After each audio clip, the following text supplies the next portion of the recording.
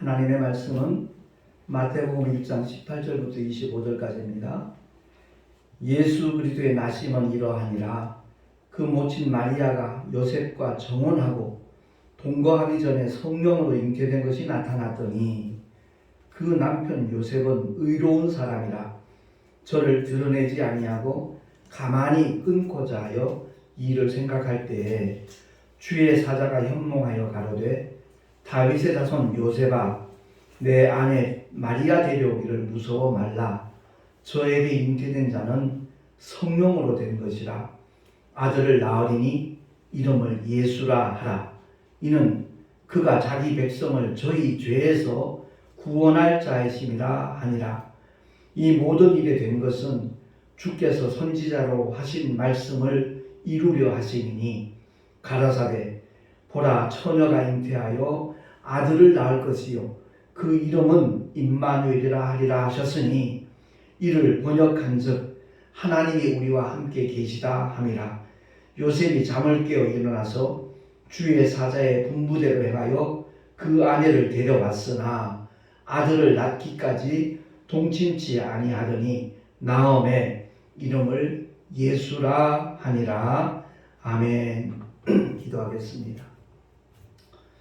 한 해 마지막 주일, 더더구나 성탄 주일 감사 예배 맞이하여서 주 앞에 영광을 돌리게 하심을 주님 참으로 감사합니다.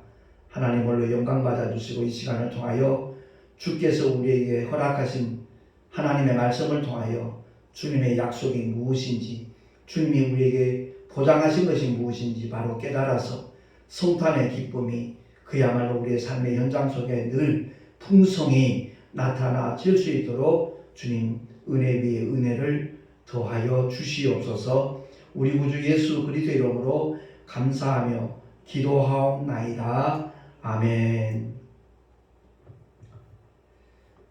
2021년 마지막 주일 예배입니다. 한 해를 돌아보면서 각자가 가정이나 섬기는 교회나 삶의 현장에서 아주 큰 사건들 하나씩은 아마 떠오를 겁니다. 나라와 민족에게 있어도 마찬가지고요. 그러나 아무리 큰 사건이 있었다 할지라도 인류 역사상 가장 큰 빅뉴스는 예수 그리스도의 성탄인 줄로 믿습니다. 왜냐하면 성탄절은 모든 죄인을 구원하기 위해서 하나님의 아들이 이 세상에 오신 날이기 때문에 그렇습니다. 요한복음 1장 14절에 이렇게 선언합니다. 시작. 말씀이 육신이 되어 우리 가운데 거하심에 우리가 그 영광을 보니 아버지의 독생자의 영광이요 은혜와 진리가 충만하더라. 아멘. 말씀이신 하나님이 피조물의 모양처럼 육신을 입고 이 땅에 오신 사건이 바로 성탄절의 사건입니다. 그러므로 성탄절은 하나님께서 성육신하신 그야말로 경이로운 사건의 날입니다. 하나님이 인간이 되셨다. 예수가 바로 이 땅에 오신 목적은 참 하나님으로서 참 인간의 모습으로 이 땅에 오신 목적은 아버지의 뜻을 이루고 마귀의 일을 진멸하고 또한 죄인들을 구원하시기 위한 그 목적 때문에 이 땅에 오신 것입니다. 그래서 천사들이 노래하기를 누가복음 2장 14절 말씀입니다. 합독합니다. 지극히 높은 곳에서는 하나님께 영광이요 땅에서는 기뻐하심을 입은 사람들 중에 평화로다 하니라. 아멘. 천사들이 이렇게 노래한 이유가 무엇인가?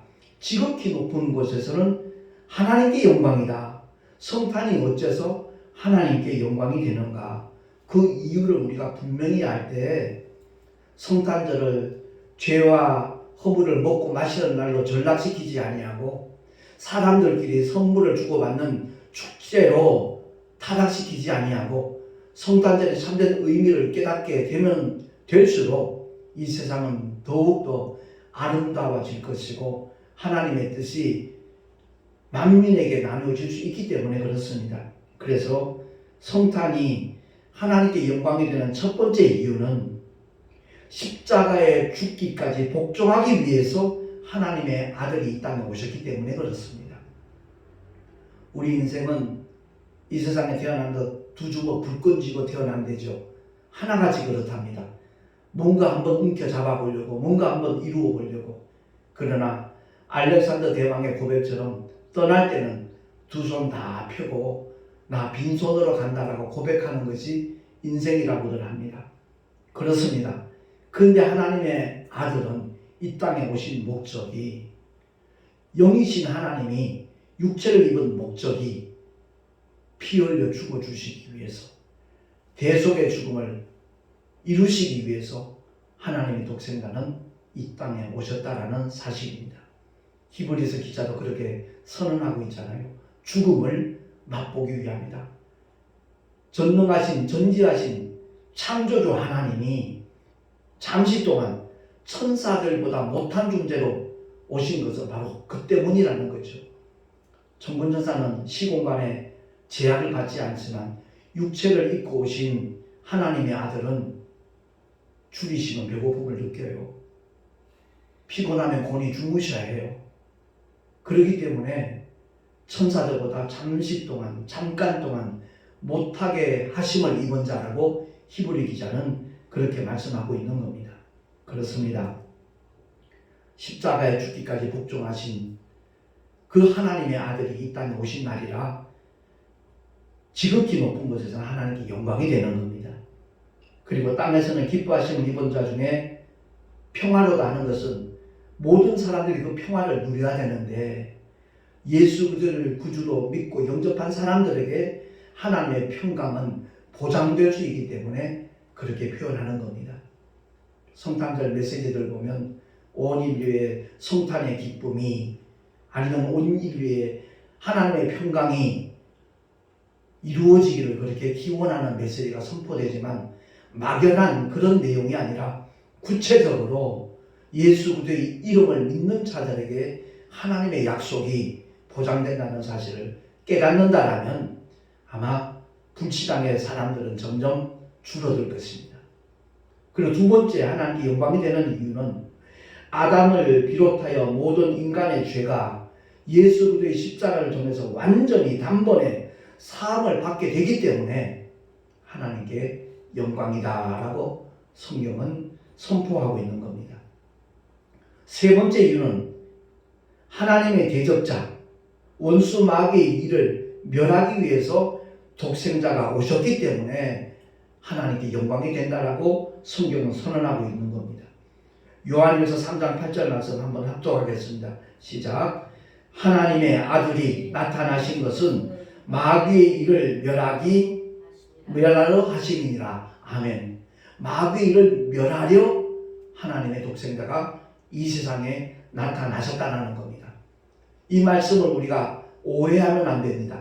많은 분들이 마귀의 일을 멸하러 오신 것을 마귀를 멸하러 오신 것으로 생각합니다. 아닙니다. 마귀는 앞으로 장차 영원히 꺼지지 않는 불못으로 던지울 때 그때 완전히 멸함을 당하는 겁니다. 예수 그리스도의 십자가를 통해서 아담의 원죄를 위시한 모든 인류의 죄가 사함받았기 때문에 십자가에서 주님이 다 이루었다 하셨잖아요. 인류의 모든 죄, 세상 죄를 지고 가는 하나님의 어린 양으로서 피 흘려 죽어 주심으로 말미암아 마귀의 모든 일은 더 이상 합법적일 수가 없는 겁니다. 그래서 마귀의 일을 멸하기 위하여 주님은 오셨다라는 겁니다. 혹자는 교회를 다니면서도 마귀를 무수합니다. 심지어 귀신들도 무수합니다. 아니요, 성경은 전혀 모르는 사람들 얘기입니다. 하나님의 약속은 분명히 그렇습니다. 마귀를 대적하라, 그리하면 마귀가 너희를 피하리라 그랬습니다. 더러운 귀신들은 더더구나 더럽게 여기고 저주하면서 쫓아내라고 주님은 명령하셨습니다. 우리가 예수 이름으로 더러운 귀신을 명하면 귀신들은 두려워 떨며 슬피 울며 떠나가게 되어 있습니다. 이 약속을 믿는 저와 여러분 되시기를 예수 이름으로 축원합니다. 마귀를 멸하신 것이 아니라 마귀의 일을 멸하셔 주님은 이 땅에 오셨다는 것 다시 한번 기억을 하시고요. 언젠가는 마귀와 함께 그 사자들을 위하여 예비된 영영이 꺼지 않는 불못에 그들은 던지우게 될 것입니다.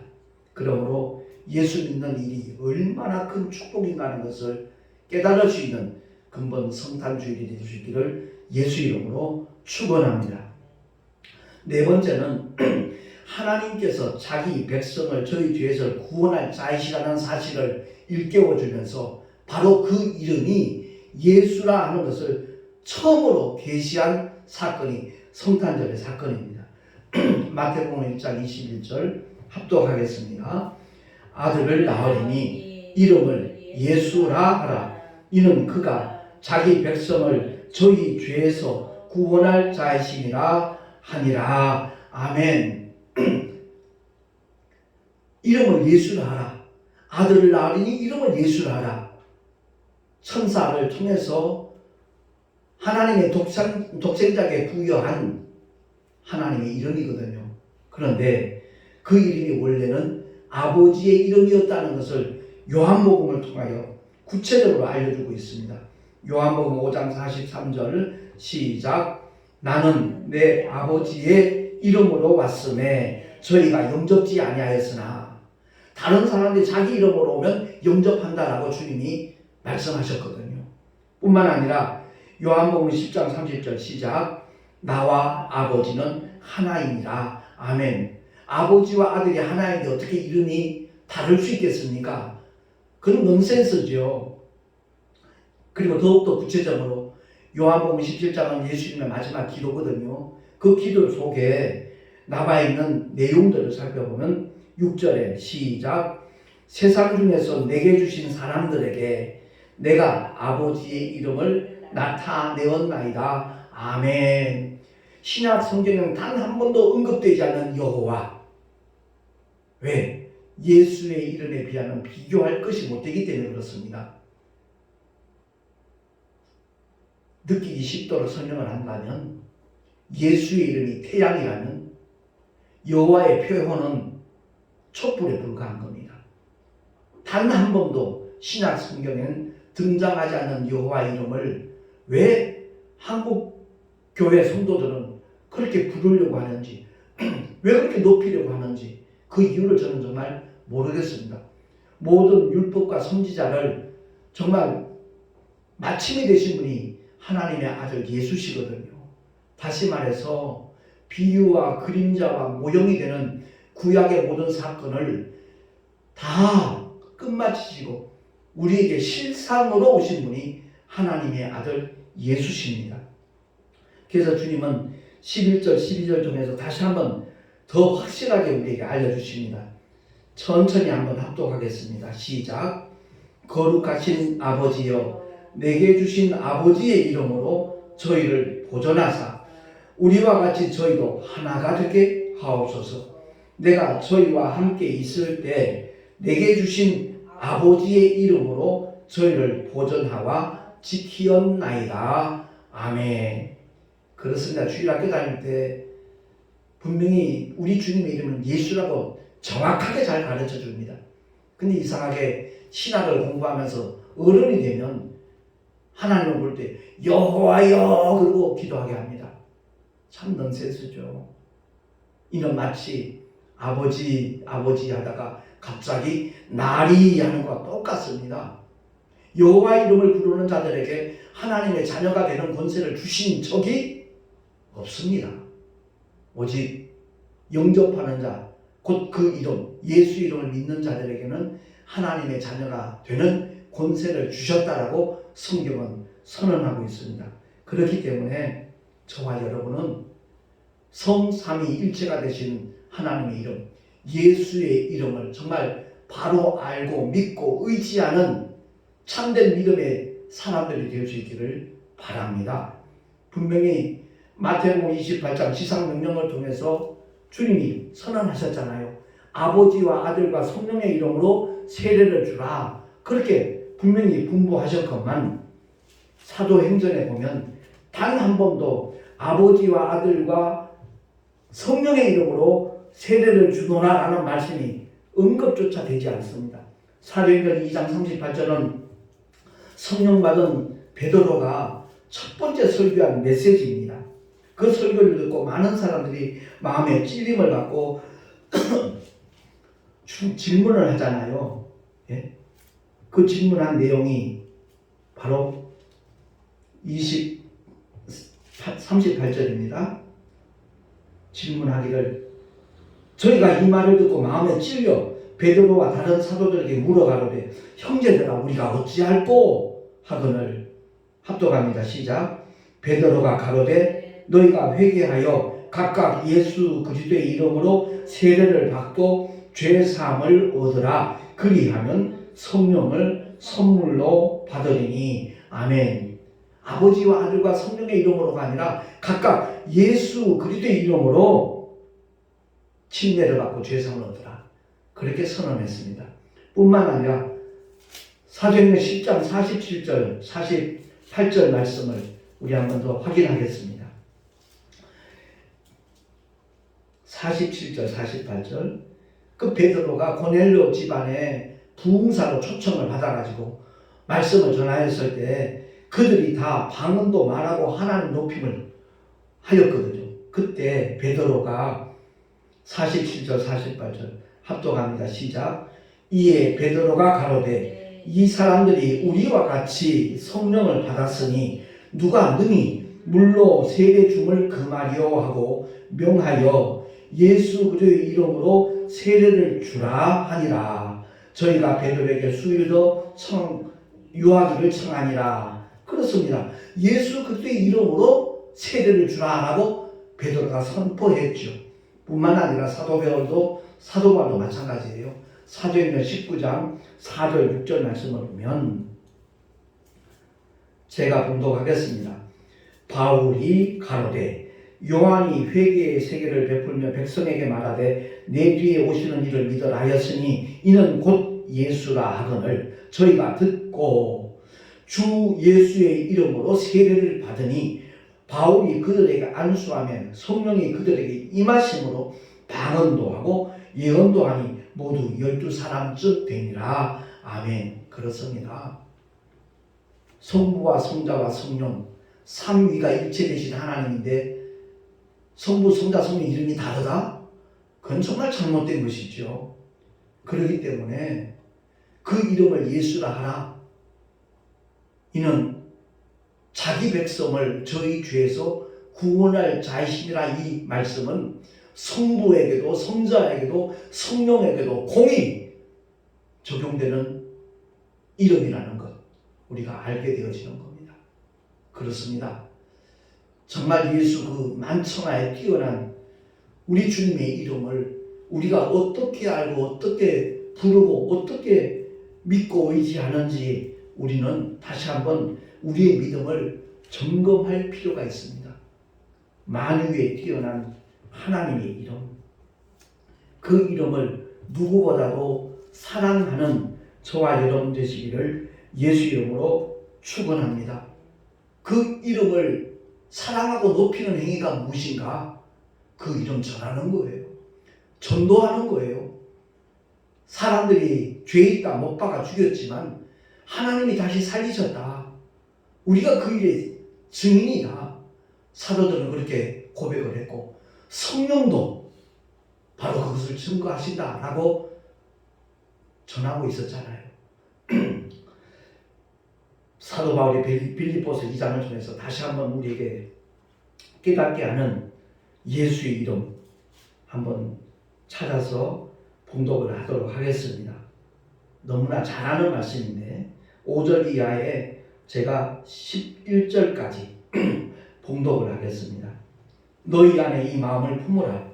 곧 그리스도 예수의 마음이니 그는 근본 하나님의 본체시나 하나님과 동등됨을 취할 것으로 여기지 아니하시고 오히려 자기를 비워 종의 형체를 가져 사람들과 같이 되었고 사람의 모양으로 나타나셨으며 자기를 낮추시고 죽기까지 복종하셨으니 곧 십자가에 죽으심으로 이름으로 하나님이 그를 지극히 높여 모든 이름 위에 뛰어난 이름을 주사 하늘에 있는 자들과 땅에 있는 자들과 땅 아래에 있는 자들로 모든 무릎을 예수의 이름에 꿇게 하시고 모든 입으로 예수 그리스도를 주라 시인하여 하나님 아버지께 영광을 돌리게 하셨느니라. 아멘. 만유에 뛰어난 하나님의 이름이 예수, 그 이름입니다. 예수 이름을 믿으십시다. 예수의 이름을 높이십시다. 그 예수 이름을 누구보다도 사랑하는 저와 여러분 되시기를 예수 이름으로 축원합니다. 결론적으로 성탄절은 어떤 날인가? 모든 이들을 구원하시는 하나님의 이름이 최초로 계시된 날입니다. 선포된 날입니다. 구약의 그야말로 모든 선지자들이 그렇게 하나님의 이름을 알고 싶었습니다. 근데 이사야를 통해서 증거된 말씀은 처녀가 잉태하여 아들 낳는데 그 이름을 임마누엘이라 하리라 그랬거든요. 임마누엘은 이름이 아닙니다. 거기에 담겨져 있는 말씀의 의미는 하나님이 우리와 함께 계시다라는 그런 뜻입니다. 다시 말해서 구약의 모든 믿음의 사람들은 하나님의 종으로서 주 앞에 충성되이 쓰임을 받았지만 하나님의 자녀되는 권세까지 얻을 수 있는 예수의 이름을 그들은 몰랐습니다. 비로소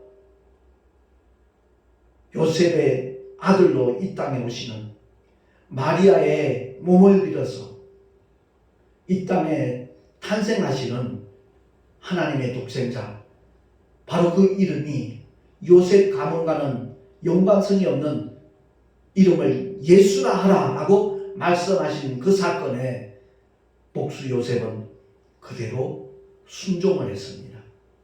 그래서 그 믿음이 참으로 대단한 믿음이라는 것을 우리가 알 수 있고, 마리아 역시도 마찬가지예요.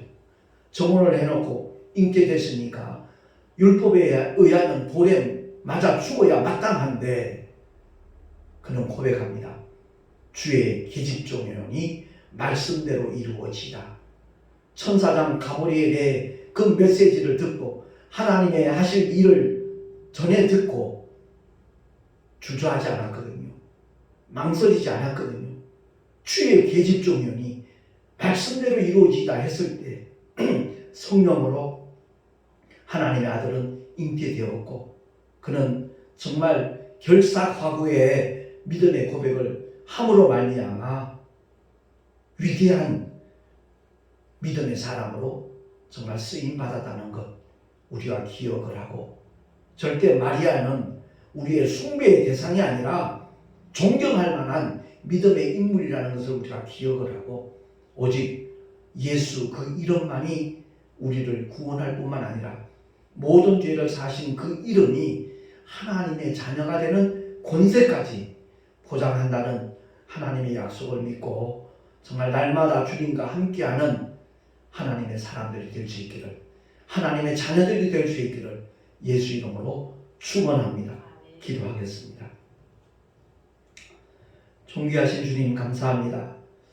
오늘 예배를 통해서 하나님의 생명의 말씀 다시 한번 귀담아 들을 수 있는 시간 주시고 깨닫게 하심을 참으로 감사합니다. 하나님의 이름을 아는 자, 얼마나 복된 자인가 하는 것을 우리가 기억하게 하시고, 그 이름 예수 만나는 모든 사람들에게 소개하며 자랑하며 전할 수 있는 우리 모두 되게 하여 주시옵소서. 우리 우주 예수 그리스도의 이름으로 감사하며 기도하옵나이다. 아멘. 교회 소식 주보를 참고하시기 바랍니다. 제가 오늘 새벽 4시까지 그리고 어제 그제 이틀 동안 대구에서 귀한 집사님이 참 전도하는 데 사용하라고 특별한 비누를 이렇게 맞춰가지고 보내주셨거든요. 비누가 이쁘기도 하지만 은은하게 향까지 나요. 선물은 누구나 다 좋아하잖아요. 택시 손님들의 그동안 여러 가지 이제 물건들을 이렇게 선물로 줬지만 이 비누만큼 정말 반기는 모습은 못 봤거든요. 얼마나 고마워하는지. 목사님 유튜브 꼭 챙겨보겠습니다. 구독도 하겠습니다. 약속하신 분이 한두 사람이 아닙니다. 근데 열어보니까 구독자 수는 전혀 늘지는 않았더라고요. 어쨌든 그분들이 유튜브를 통해서 하나님의 말씀을 이렇게 접할 수 있는 기회가 된다면 참 좋겠다는 마음이 들고요. 그래서 그 성탄 비누를 받은 그 택시 손님들이 구원받을 수 있도록 꼭 중보기도를 부탁을 드리겠습니다. 그리고 송내 열방교회 주일 예배 치면 이렇게 그 유튜브에 매주 주일 예배 메시지가 올려지고 있습니다. 많은 분들에게 좀 소개했으면 고맙겠습니다. 그리고 유튜브에 여러 가지 이렇게 채널들이 있는데 CGN TV가 바로 이제 그 온누리 교회에서 운영하는 채널이거든요. 나침반 맞춤 특강 김정우 목사 이렇게 치면 진짜 나는 누구인가 하고 복음실험 4바퀴라고 해서 특강이 25분짜리가 2개 올라가 있습니다. 뿐만 아니라 유튜브에 이제 열방교회 말씀 특강을 치셔서 믿음에 견고한 어떤 틀이 마련될 수 있도록 그렇게 해주시면 참으로 고맙겠습니다. 잠시 드린 예물 위에요. 기도하고 난 다음에 축도로 예배를 마치도록 하겠습니다. 하나님 아버지 감사합니다. 한 해를 마무리하는 이 시점에 정말 주께서 베푸신 은혜에 감사해서 또한 인류를 구원하기 위하여 이 땅에 탄생하신 주의 성탄을 기뻐하며 축하하며 귀한 예물들을 주님 앞에 드렸습니다. 기쁘시게 흠양하여 주시고 아버지의 거룩하신 뜻이 이 땅에 펼쳐가는 일에 아름답게 요긴하게 사용되게 하여 주시옵소서. 이 예물이 쓰여지는 곳곳마다 주의 영광이 나타나게 하시고 생명의 역사가 확산되게 하여 주시옵소서. 드리는 손길들마다 복에 복을 더하시고 은혜 위에 은혜를 더하여 주시옵소서. 우리 구주 예수 그리스도 이름으로 감사하며 간절히 축복하며 기도하옵나이다. 아멘. 이제는 우리 구주 예수 그리스도의 크신 은혜와 하나님 아버지의 영원하신 사랑하심과 보혜사 성령 하나님의 내주교통 인도하심과 축복하심이 성삼위 하나님의 이름이 예수임을 바로 알고 정말 그 이름만을 믿고 의지하며 살아가리라 결단한 하나님의 사람들 머리 위에 그 가정과 자녀들과 경영하는 모든 일들과 삶의 자리 위에 또한 주께서 피로 값주고 세우신 주님의 모든 교회들 위에 지금으로부터 영원토록 함께 있을지어다. 아멘.